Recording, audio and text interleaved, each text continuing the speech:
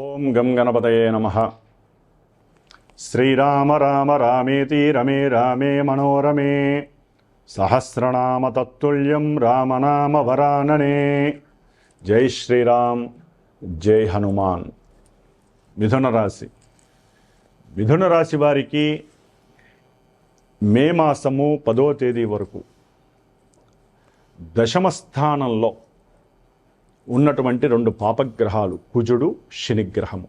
ఈ రెండు పాపగ్రహాలు అతి వ్యతిరేకమైనటువంటి శత్రుత్వం కలిగినటువంటి గ్రహాలు. మరి ఈ మిథున రాశి నుంచి 10వ రాశిలో ఈ కుజుడు, శని ఉండటం ద్వారా వీరు ప్రయత్న లోపం లేకుండా ఉద్యోగ విషయంలో కానీ, ఏదైనా గృహం కట్టాలి లేకపోతే ఒక స్థలం కొనాలి అనేటటువంటి విషయాల యందు ఆసక్తితో ఎప్పటి నుంచో ఎదురు చూస్తూ, ఎంత కష్టాన్నైనా సరే ఎదుర్కొంటూ, ఎన్ని అవమానాలు ఎదిరించైనా, ఎన్ని ఇబ్బందులు వారి ముందు ప్రత్యక్షమైనా లోపల కసి మాత్రం తగ్గదు. వాటి యందు ఎంతో ప్రయత్నాన్ని చేస్తూనే ఉంటారు. కానీ ఫలితం మాత్రం లోపంగా కనిపిస్తూ ఉంటుంది. ఆ ప్రయత్నానికి తగ్గ ఫలితం వీరికి ఎన్నో ఆటంకాలు, ఆపదలు, అవమానాలు, ఇబ్బందులు, మానసికంగా నిర్వీర్యత, అవసరం లేనటువంటి ప్రేలాపనలు, ఇలాంటివన్నీ కూడా వీరి ఆరోగ్యం మీద దెబ్బపడే అవకాశం ఉంటుంది. మానసికంగా జుగుత్స, అనారోగ్యపరంగా మానసిక సమస్య, ఇబ్బందులు, వాటి పరంగా అవసరమైతే అప్పు చేసి ఫ్రెండ్స్ దగ్గర అప్పు చేయటమో, అయిన వాళ్ళ దగ్గర అప్పు చేయటమో, దాని ద్వారా ఆ అప్పుకి వారు అనే మాటలు చాలా ఘోరమైనటువంటి మాటలు కూడా ఉంటాయి. మరి మొన్నటిదాకా నువ్వు బాగానే బతికావు కదా, ఇప్పుడు ఎందుకు నీకు డబ్బు అవసరం ఏముంది, నువ్వు ఉద్యోగం బాగానే చేస్తున్నావు కానీ, ఉద్యోగంలో ప్రమోషన్లు బాగానే వస్తున్నాయి కానీ అక్కడ సందర్భానుచితంగా వీరికి కలిగేటటువంటి సమస్యలకి అవతల వాళ్ళ ద్వారా అవమానాలతో కూడినటువంటి మాటలు ఏప్రిల్ 24 నుంచి కుజుడు రేవతి నక్షత్రం, బుధ నక్షత్రంలోకి వచ్చినప్పుడు ఆయన యొక్క దృష్టి పడ్డప్పుడు ఎన్నో రకాలైనటువంటి అభాండాలు, అపనిందలు, అవమానాలు పడడానికి ఎక్కువ అవకాశాలు ఉన్నాయి. దాని ద్వారా ఉద్యోగం మీద వీరికి పూర్తిగా నిమగ్నత తగ్గిపోతుంది. సరైనటువంటి ఆలోచన శక్తి ఉండదు. శారీరకంగా ఏదో లోపల ఇబ్బందిగా పడుతూ, దాన్ని మానసికంగా బయటికి ప్రదర్శిస్తూ, ఎవరైనా బంధువుల్లో మాట్లాడినా సరే కోపావేశంతో మాట్లాడటము, అలాంటి పరిస్థితులు కూడా ఎదురే అవకాశం ఉంటుంది. ముఖ్యంగా మిథున రాశి వారిలో ఎవరైనా సరే విద్యార్థుల కన్నా ఉన్నట్లయితే విద్యపరంగా వీరికి మానసిక అలసట ఎక్కువ అవుతుంది. ఏదో రాయాలి, ఏవో ఎగ్జామ్స్లో నేను పాస్ అవ్వాలి, నేను రాసే ప్రతి వ్రాత పరీక్ష నాకెందుకు ఫలితం దక్కట్లేదు అని కొన్ని రోజులు బట్టి వీరు చాలా బాధపడుతున్నారు. మే 10 వరకు అదే బాధ కంటిన్యూ అవుతూనే ఉంటుంది. వాళ్ళు ఇష్టపడతారు, చాలా మంచి ప్రణాళికలతో చేస్తారు. ఎంతో కష్టమని తెలుసు, రాసే ఎగ్జామ్స్లో ఈ ఎగ్జామ్స్ నాకు చాలా కఠినంగా ఉంటాయని తెలుసు, కష్టపడతారు. ప్రయత్న లోపం అయితే మిథున రాశి వారికి ఉండదు, కుజశనులు అక్కడ ఉండటం ద్వారా. కానీ దాంట్లో ఎన్నో అవరోధాలు కలుగుతూ ఉంటాయి. తండ్రి యొక్క ఆరోగ్యపరంగా ధన సమస్య ఎదురయ్యే అవకాశం ఉంటుంది కొంతమంది మిథున రాశి విద్యార్థులకి. అట్లాగే కొంతమందికి ఉద్యోగంలో మంచి ఉన్నతి వస్తుంది, మంచి ప్రమోషన్స్ పెరుగుతాయి. వీరికున్న చురుకుదనం, వీరికున్న ఆవేశం, వీరికున్నటువంటి మాట నైపుణ్యము, ఇవన్నీ కూడా ముందుకు తోస్తాయి. దానికి తగ్గ ప్రయత్నాలు చాలా బాగా చేస్తారు. కొంతమందికి మంచి ఉన్నతి కూడా కలుగుతుంది. కొంతమందికి అదే సమయంలో డౌన్ఫాల్ కూడా బిగిన్ అవుతుంది. ఉన్న ఉద్యోగం పోవటం, మళ్ళీ కొత్త ఉద్యోగం ఎదుక్కోవటం. కొంతమంది విదేశాలలో ఉన్నటువంటి వారికి ఎన్నో ఇబ్బందులు తారసపడి ఇంకా మనం ఇక్కడ ఉండి ఉపయోగం ఉంది అనేటటువంటి ఆలోచనలు కూడా వచ్చి, మరి విదేశాన్ని నుంచి స్వదేశానికి వచ్చి ఏదైనా ఉద్యోగం వెతుక్కుందామా, ఇదే కరెక్ట్ పనే అనేటటువంటిది ఆలోచన పెరిగే అవకాశం ఉంటుంది. ఇక్కడే ఆలోచించాలి. అంటే ఇవన్నీ మిథున రాశిలో ఉన్నటువంటి మృగశిర నక్షత్రము, ఆరుద్ర నక్షత్రము, పునర్వసు నక్షత్రం, వీళ్ళు అనుకుంటారు ఇక మాకు ఈ మే 10 వరకు ఇలాగే జరుగుతుందా అని కొంతమంది అనుకుంటారు. కొంతమంది ఫోన్లు చేసి, గురువుగారు మాకు ఇవేం జరగట్లేదండి, మాకు చాలా బాగుందండి, మేము హ్యాపీగా మంచి స్థలం కొనుక్కున్నాం, ఇల్లు కొనుక్కున్నాం, మాకు ఆరోగ్యంగా బాగానే ఉన్నాము, మేము హ్యాపీగా ఎక్సర్సైజులు చేస్తున్నామండి, మేము బంధువులతో హ్యాపీగా ఉన్నాం, అసలు మాకు ఏ పని అనుకున్నా సూపర్గా జరుగుతుంది అంటారు. సరే, అది జరుగుతోందో లేదో వాళ్ళ మనసుకు తెలియాలి, ఆ తర్వాత విషయం. మరి కొంతమంది, గురువుగారు పూర్తిగా మేము డౌన్ఫాల్ అయిపోయామండి, మీరు చెప్పినట్టుగా మేము అన్నీ జరుగుతున్నాయని. నేను చెప్పినట్టుగా ఏది జరగవు.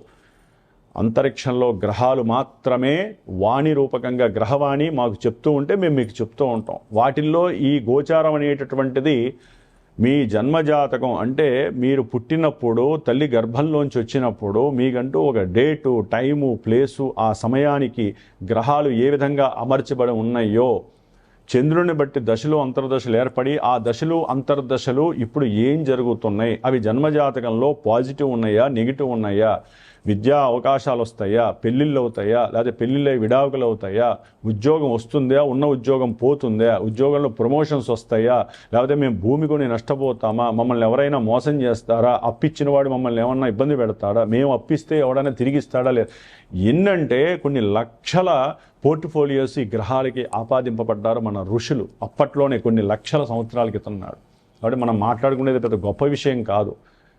కాబట్టి మేమేంటంటే జ్యోతిష్య పరిజ్ఞానాన్ని మా మస్తిష్కంలో మరి పొందపరిచి ఉంటాం కాబట్టి అవన్నీ మిక్స్డ్ చేసుకుంటూ ఈ రాశి వారికి ఈ ఇబ్బందులు కలగడానికి అవకాశాలు ఉన్నాయి అనేటటువంటి ఒక మార్గదర్శకంగా మాత్రమే చెబుతాం, కానీ ఇవే జరుగుతాయని మేము ఘంటాపథంగా చెప్పేటటువంటి పరిస్థితి ఉండదు. ఎందుకంటే జన్మజాతకం మాకు తెలియనప్పుడు మేమేం చెబుతామండి.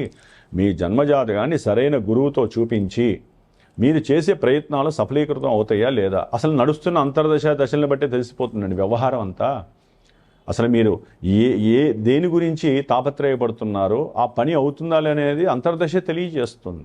అది తెలియట్లే ఎంతసేపటికి మా రాశిది, మా నక్షత్రం ఇది, మా జాతకం చెప్పండి, మా పిల్లలు పుడతారా, మాకు వివాహం అవుతుందా, మాకు ఉద్యోగం వస్తుంది, మా వాడు ఉన్నత విదేశాలకు వెళ్తాడా, ఎందుకు విద్యలో ఆటంకాలు కలుగుతున్నాయి, ఎందుకు మా అన్నదమ్ములను కొట్టుకొని వస్తున్నాం, లేకపోతే మాకు స్థిరాస్తులు వస్తాయా, మా తల్లిదండ్రుల నుంచి ఆస్తులు వచ్చే యోగం ఉందే. జన్మరాశిని బట్టి మానసిక పీడలు, మానసిక ఆనందాలు, వ్యవహారాల్లో జయాలు కొంతవరకే తెలుస్తాయి. జన్మజాతకంలో ఎన్నో మల్టీవేరియస్ మిక్స్డ్ రిలేషన్స్ ఉంటాయి గ్రహాల మధ్య. ఆ ఉన్న రాశులు, అవి కలిసేటటువంటి అవి చూపించే చూపులు, వాటి యొక్క దృష్టి, అవి ఉన్నటువంటి నక్షత్రాలు, ఒకటి కాదండి ఎన్నో చూసుకొని చెప్పేవాడే గురువు, జ్యోతిష్య గురువు. కాబట్టి జన్మజాతకాన్ని చూపించుకోకుండా వ్యాపారపరంగా కానీ ఏ శుభకరమైనటువంటి ఈవెంట్స్ వైపుకి వెళ్ళకూడదని ఒక గురువుగా నా సూచన. చక్కగా తెలుసుకోండి, తెలుసుకొని ముందుకు వెళ్ళండి, తప్పేం లేదు. గురువుతో చర్చించిన వాడు జీవితంలో ఎదిగే అవకాశం ఉంటుంది. టచ్ చేయొచ్చా, టచ్ చేయకూడదా, ట్రాన్స్ఫార్మర్ని వెళ్ళి వాటేసుకోలేము. జ్యోతిష్యం ఒక ట్రాన్స్ఫార్మర్ లాంటిది, అది ప్రతిరోజు టచ్ చేసేది కాదు. మీరు రోజు దినఫలాలు వినొచ్చు, వారఫలాలు వినొచ్చు, మాస ఫలాలు వినొచ్చు, సంక్రమణ ఫలాలు ఎన్ని విన్నా ట్రాన్స్ఫార్మర్ మీ జ్యోతిష్యం, మీ జాతకం. దాన్ని అవసరమైనప్పుడు మాత్రమే మనం టచ్ చేయాలి. అప్పుడు మనల్ని ఏం చేయదు అది, ఎందుకంటే గురువు ఉంటాడు. దాన్ని మీకు షాక్ కొట్టకుండా, మిమ్మల్ని ఏం కాకుండా గురువు అనేవాడు కాపాడుతూ ఉంటాడు. కాబట్టి ఆ విధంగా ప్లాన్ చేసుకోండి. ముఖ్యంగా మిథున రాశి వారికి విశేషమైనటువంటి కొన్ని ప్రమాద సూచనలు కూడా కనిపిస్తున్నాయి. విశేషమని ఎందుకన్నారంటే కుజుడు, శని అనకూడదు, కానీ పాపగ్రహాలే కాదండి, మహాశత్రుత్వపరమైనటువంటి గ్రహాలు. ఈ యొక్క కుజుడు చూస్తే జన్మరాశిని చూస్తున్నాడు, అట్లాగే చతుర్థం ప్రయాణ స్థానాల్ని చూస్తున్నాడు. ముఖ్యంగా శని మహానుభావుడు 12వ స్థానాన్ని అష్టమాధిపతిపై చూస్తున్నాడు, నవమాధిపతి అయి. అంటే దూర ప్రయాణాల పరంగా ప్రయాణ ఆటంకాలు, ఆలస్యాలు, వద్దులే తర్వాత వెళ్దాం అనుకున్న వాళ్ళు కూడా ఎవరో ఒకరు బంధువుల ద్వారా, లేకపోతే ఇంట్లో మేనమామలో, మేనత్తులో ఎవరో ఒకళ్ళు ఫలానా క్షేత్రానికి వెళ్ళొద్దానరా బాబా అని చెప్పి ప్రయాణం కట్టుకొని వెళ్ళేటప్పుడు కొన్ని ప్రమాదాలు జరిగే సూచనలు ఉన్నాయి. మిథున రాశి వాళ్ళు జాగ్రత్త పడండి. మే 10 వరకు ప్రయాణాలను ఆపు చేసుకోవటం మంచిది. విద్యార్థులు కూడా కొత్త విద్యల యందు ఆసక్తి చూపిస్తారు, కానీ జరగటానికి అవకాశం లేదు, జాగ్రత్త పడండి. అట్లాగే కొత్త భూములు కానీ, కొత్త ఇల్లులు కానీ కట్టే ప్రయత్నం చేసేవాళ్ళు, ఏదైనా అప్పు తీసుకోవాలనుకున్న వాళ్ళు కొంచెం జాగ్రత్త పడండి, మళ్ళీ అప్పు తీర్చలేని పరిస్థితి వస్తుంది. అట్లాగే దీర్ఘకాలిక అనారోగ్య బాధలు, శారీరక రుగ్మతలు, మానసిక వికారాలు మిమ్మల్ని బాధ పెట్టే అవకాశాలు మిథున రాశి వారికి ఉన్నాయి.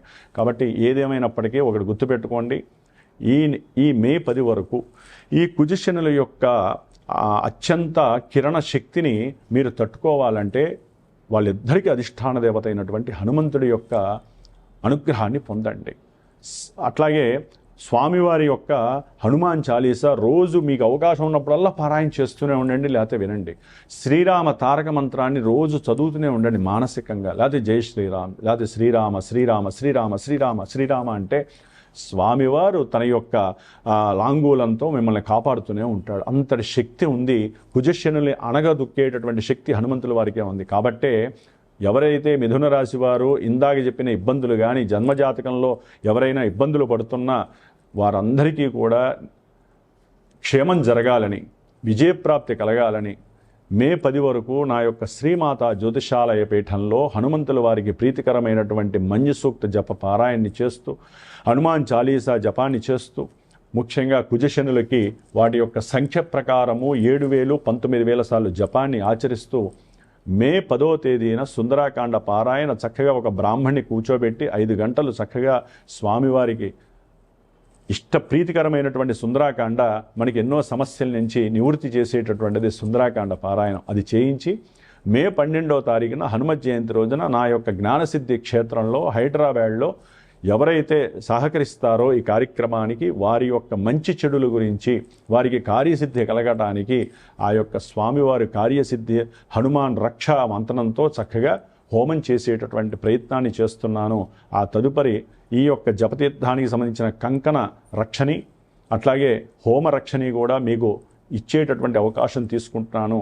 కాబట్టి మీ ప్రయత్నాలు, మీ మంత్రాలు, మీ తంత్రాలు మీరు చేసుకుంటూ ఒక గురువు అట్లాగే ఒక మంత్రబలం ఉన్నటువంటి గురువు ద్వారా చేయించుకునేటటువంటి ఆ శక్తి వలన మీకు ఆ రక్ష 48 రోజుల్లో మీరు అనుకున్న కార్యసిద్ధి జరగడానికి అవకాశం ఉంటుంది. నమ్మాలి, జ్యోతిష్యాన్ని నమ్మండి, పరిహారాలు ఆచరించండి. ఇప్పుడున్నటువంటి కుజశనుల యొక్క దోషాన్ని హరించాలంటే హనుమంతుల వారిని చక్కగా ఆరాధించండి, మీకు శుభం కలుగుతుంది. జై శ్రీరామ్, జై హనుమాన్.